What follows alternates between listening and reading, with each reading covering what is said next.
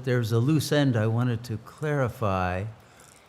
For those of you who did go back and re-listen to that lecture by Aaron Schuster on self-causation and psychoanalysis. How many of you did that, by the way? Oh, okay. Wonderful. There's one howler in his lecture, to me, that stands out as a total error. And I wanted to correct that error. And as I meditated more on the nature of the error, it unraveled his whole theory. And I began to observe this entire, what I would call language game of psychoanalysis from a different perspective. So the obvious mistake that was part of his paradigm, it was essential to the structure of his argument, in fact, was that psychotics do not suffer, right? You remember that? Well, that's absurd. And anyone who has ever worked as a clinician with a psychotic, or even dealt with them personally, or has read cases of therapy with psychotics, know that indeed they suffer, and suffer much worse than neurotics suffer. So then my question to myself was, well, how could such a mistake be made? It's not stupidity. The guy is obviously very intelligent. But this belief is required by the game of psychoanalysis, I think, for two reasons. For three, maybe. The game was, first of all, invented by Freud, who was what he would then be self-labeled as a neurotic. And so it's a game of neurotics for neurotics, because every ego is involved in game playing. That's really what the ego is a game, in fact. It's a game that has its own rules of relationality. And someone who is in an ego state is enmeshed in playing a game, which for them is not a game, it's life. And it's not simply to the ego in a game, their variation or preference as to the particular rules of the game that they want to conduct their lives according to. Even though every game is, in a certain sense, a religion, a private religion, as well as a private language game and a private psychic economic set of transactions with gain and loss, etc. So there's a game, and the game being played because it was invented, if you remember, during the Victorian era, when women did not have a voice. This was before the early feminist movement, the first one, the suffragettes, you remember, and Mary Poppins, you know, and that whole struggle of women to have a voice that their husbands, as well as other men, would give validity to and actually listen to. But in that period, no men listened to a woman, okay? Other than what, you know, transactionally they had to give them orders to, or decide what the menu would be, or where they'd go on some vacation or whatever. There would be, you know, conversation, but not a deep listening. So Freud offered a space where he would listen to unhappy women whom they paid the price of being labeled, diagnosed as hysterics, but they got finally a man to listen. They had to pay him, but he listened. Probably the husband paid to have the wife go there and get off of his back. But this was how psychoanalysis began. And if the woman found the game of psychoanalysis more interesting than the game she'd been playing with her husband of being miserable and rebelling, then she would switch out of the first game and take up the second. That's called transference, right? A shift of game and game partner, and game rules and game context. So the game that developed was started out as a meta game. Every game, I think, starts as a meta game. And what's a meta game? It's a description of a game that someone is playing, someone other than yourself, right? And so if I can analyze your game, then I can have power over it, and I can create a situation where your game will be subsumed by my game. That's how egos engage in power struggles, if they're smart, rather than simply intimidation or seduction or whatever.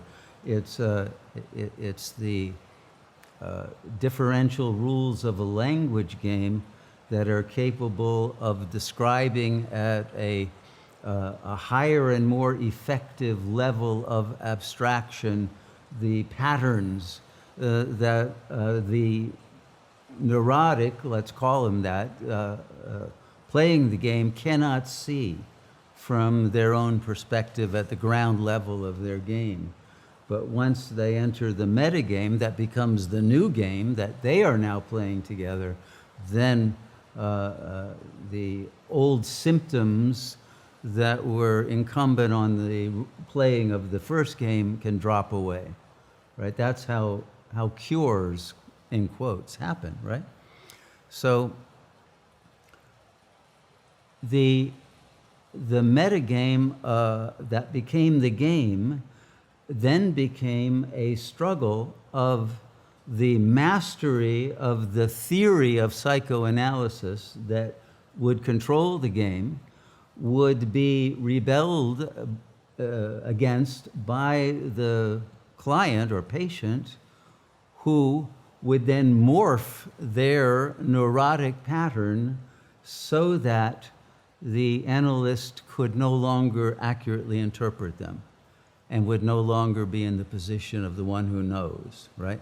So that was the power struggle, which was why psychoanalysis became interminable, because the analysts began to be defeated in the game, because the capacity to restructure the patterns and rules that someone was playing and hiding cards, because in a poker game you hide cards, and the poker game could morph into a chess game or a game of Go or any other form that the analyst would need to follow to be able to provide another level of metagame that would enable the redirecting of the life energy from the, let's say, hostile codependency of a game. Because whenever you play a game, you're playing with someone, but you're also playing against them, right? You need them because you can't play the game without the opponent, but you're also playing against them. So there's a split motivation. But in any case, the psychotic plays such a very different game that they do not suffer in a way that can be understood by the neurotic analyst. And therefore, they couldn't be invited to play the game. The analyst had limits in who he or she was willing to invite to a match. And because the psychotic did not suffer in a way that could be understood according to their theoretical models, I think that the model that developed was that they do not suffer, And that let the analyst off the hook of having to feel compassion and therefore a duty to help the psychotic, and could send them off to the psychiatrist, who would deal with them with drugs and electroshock or whatever else was the means. And so it also, I think, by this creating the illusion that the psychotic was a kind of black hole or frozen and not suffering, was a way to ease the anxiety of neurotics who were afraid of falling into psychosis. So the theory itself is a game that is played for the benefit of the egos of those in the profession of analysis, who then were able to feed off of the need of originally these so-called hysteric women, but then later on, of course, as the women gained power, then the symptoms would show up in the men. First obsessional symptoms, but then hysterical ones, which originally were thought to pertain only to the female. And then, of course, the theory no longer could contain all the variations of pathology or game rule variations, if you will, that developed, and psychoanalysis became frozen with only these four options of hysteric, obsessive, perversion, or psychosis.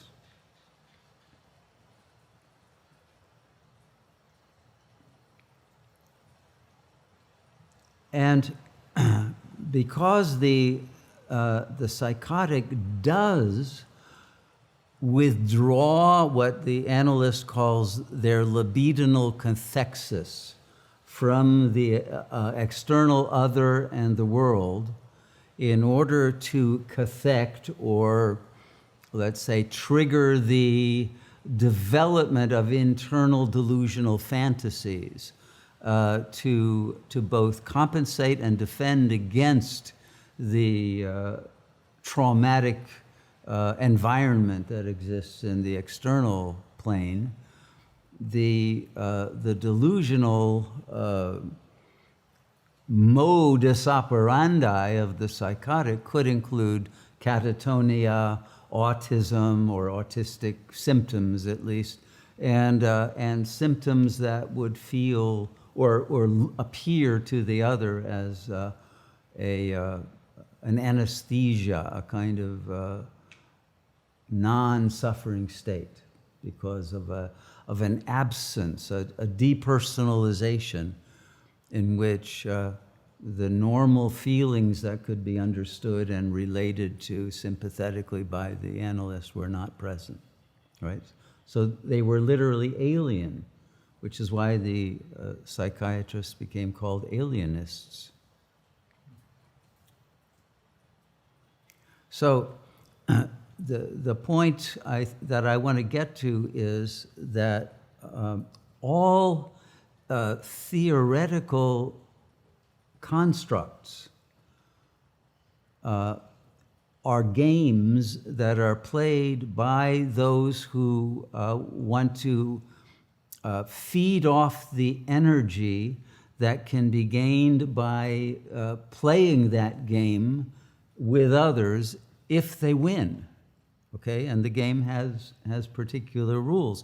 Now, in order to justify the game, the conclusion had to be one that seemed worth the effort.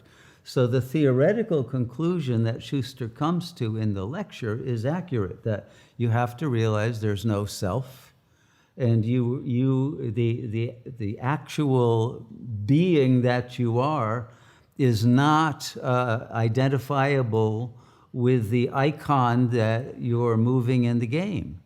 And you can withdraw your cathexis, your identification, with the self-image and the self-concept, and then suddenly that game is over. And you can either project it into another, or you can transcend. You can recognize the complete lack of identity of consciousness itself. It has a potential of identification that's unlimited, but it has no inherent identity. It doesn't belong to anyone. But as soon as it's appropriated, then a game is underway. Because when consciousness, which is formless, identifies with a body, which will be a self-image in the mind, but then projected onto the physical organism, the body is opaque.